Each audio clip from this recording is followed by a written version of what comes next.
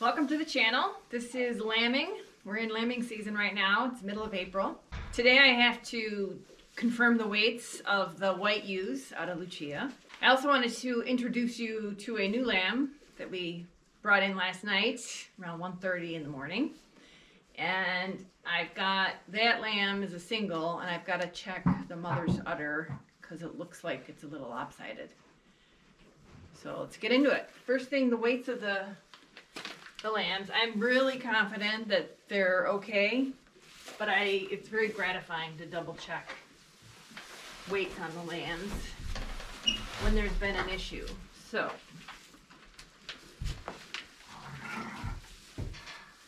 nice full bellies. You can see they're not, they were all skin folds and stuff the last time we saw them when they needed the help, but now they look really good. Good job, Mom. We're gonna also just take a quick look at her udder, just to make sure it doesn't hurt to do it, so we're gonna do it. Okay, so yesterday the ram weighed in at 79.2 ounces, so let's give him a look first. Oh, you're bouncy. Bouncy, bouncy. Come here, little man.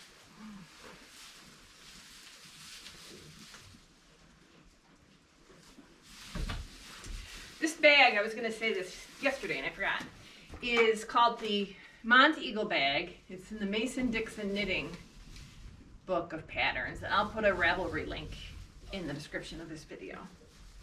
I make them a lot. Sell them at fiber festivals. They're really nice. Stop moving. 88.0. Yeah, I know. It's good.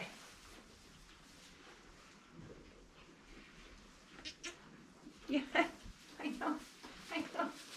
Mom's left some hay here, so I'm feeding them all right from breakfast. So 88.0 for the ram. And today is the 25th?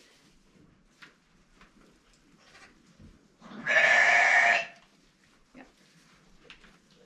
So he gained 8 ounces, 8.8 ounces. All right, let's take a look at the little sissy. Let's look at little sissy.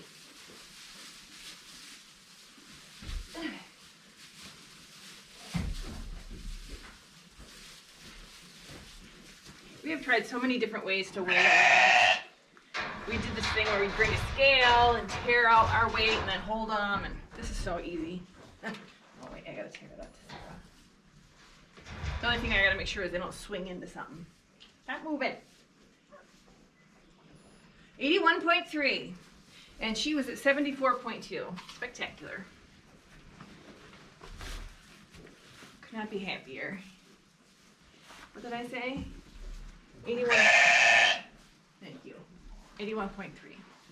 Okay, that's all for you today. That's all for you. You go on. Okay. 82.3.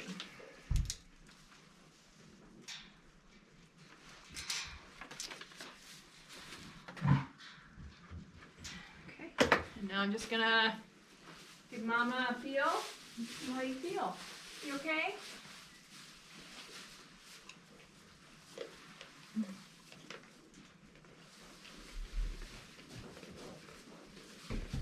Perfect. Perfect. Water looks good. She's getting enough to eat. Don't get much better than that.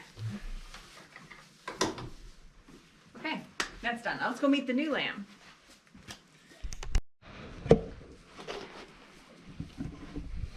Before we meet the new lamb, I just want to point out, this is something the mothers and the daughters from last year, and they still love to spend time together. So that is, who is that? That's Alara, the white ewe in the corner there. Dexter, could you get out of the way? Thank you. With Bristol, who we met yesterday, and her sister, who I think is Leighton. Isn't that just so sweet? There's another couple over here. And it's Dina and her little ewe Let's get it in the dark here so we can see. And I'm going to bet Locala's over here in the corner. Yep, that's their favorite spot. There's Locala and her daughter. And then there's her other one back here, Blackburn. But even Dina, this is her lamb from 2 years ago. I just love that. What do you think about that? I'd love to hear what you think about it, because I just think it's really special. Do you love your baby?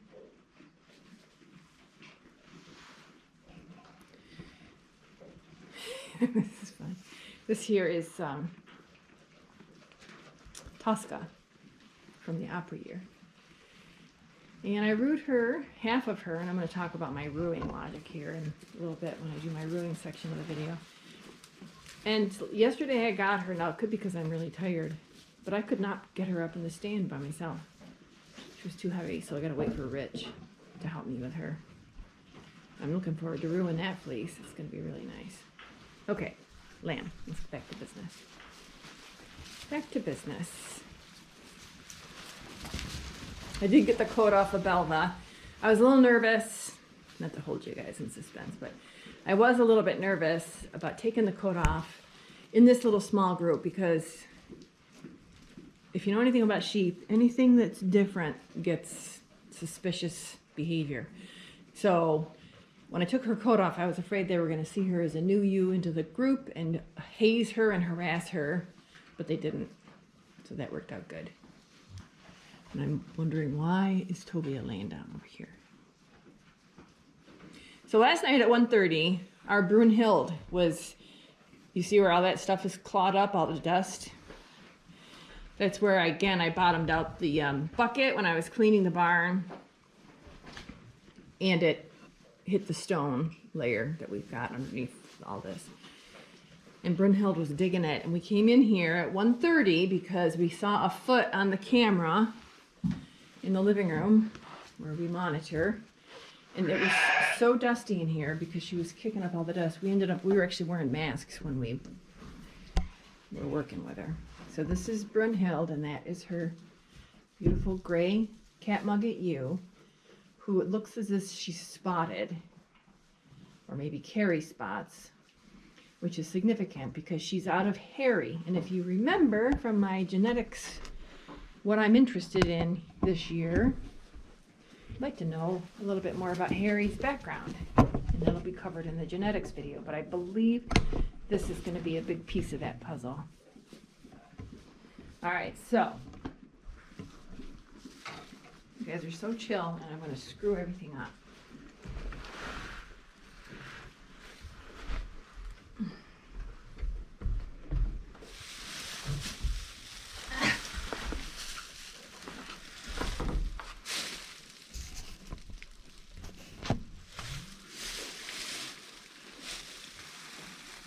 Okay, so she's a single, this lamb.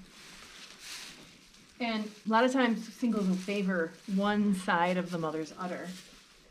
So I noticed this morning that one of the sides is in fact being favored, and it's a little on the hard side. Go away. So I'm going to express out a little bit because I don't want her to get infected or anything. And then hopefully the lamb will start working on that side. I did hold the lamb up to the firmer side. She wasn't eating, very likely because she's gotten enough to eat, because the other side was nice and soft. And also, fortunately, Brunhilde is one of my friendlies, so I'm hoping she's going to let me get at and express some colostrum. And then if I get a good amount, I might freeze it and use it later on this year if I have any other issues with other newborns. So Brunhilde, do you mind if I come in here and... Yeah, I know, I love you too. Yeah, her belly's nice and round. Let me just see here. What do we got? Okay, that one's firm and that one is soft. So we're going to work on this. And little baby's pooping. Let's see. I got the heat lamp on because it was 27 degrees Fahrenheit last night. Hey. Which is really cold. And you were wet, so we wanted to make sure she was okay. I'm just looking. I'll bring the camera over here, but her britch looks just like her wool up here. A lot of times we'll get lambs and back here it's really hairy and stuff. We like to see this all look the same. You're so good, Brunhilde. But I need to, no. Let me just do what I gotta do. And then I will go and leave you guys to it. So I'm gonna push against her rib cage. She knows her lamb is there. And I'm just gonna work this a little bit. See, it's nice with the longer legged ewes too, because I can get right at that. So it's not hard. There's no big hard spots or anything. It's just fuller than the other one.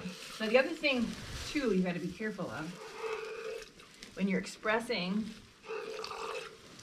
like this is you don't want to do it so much that because she's going to make more to make up for the loss. And so there's going to be situations where you want to just do enough to relieve her pain and not empty it all the way. Emptying it all the way is called stripping it. I love this little cup because I can hang it on the thing and hopefully the babies aren't going to get it. I just want to see. Are you hungry? She's not hungry. You're not hungry. I'm going to put her back where Mom can see her and smell her. She's okay. Yeah. There's that natter. I don't know if you heard that. Natter, it's that sound the mother makes. Never makes it other than when she's got a lamb. And it's just their mother's way of communicating with the kid. Each one has her own separate sound, every mother. So it's nice they can identify each other when they're in mixed paddocks. And as we just saw, mother-daughter stick together for a long time. I'm getting a lot of colostrum here, a lot more than I got out of Lucia. It could be because, you know, one of the advantages of a friendly sheep that you have a good relationship with, sometimes friendly sheep are a pain in the neck. They get into stuff, get underfoot when you're trying to work, but during these times it really works to our advantage. All right, that's good. She's still producing colostrum there, but I'm gonna stop. I just thought, oh my God, I thought the camera wasn't on. I'm gonna stop here. I've got 4 ounces that's gonna get popped from the freezer.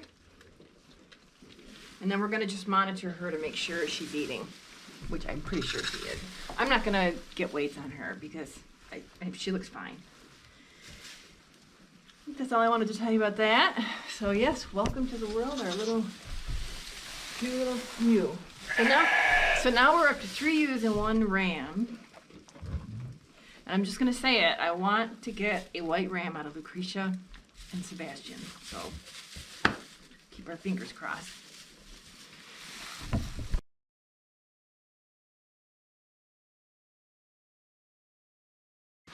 I like to just give them a little grains to kind of calm them. You're shaking.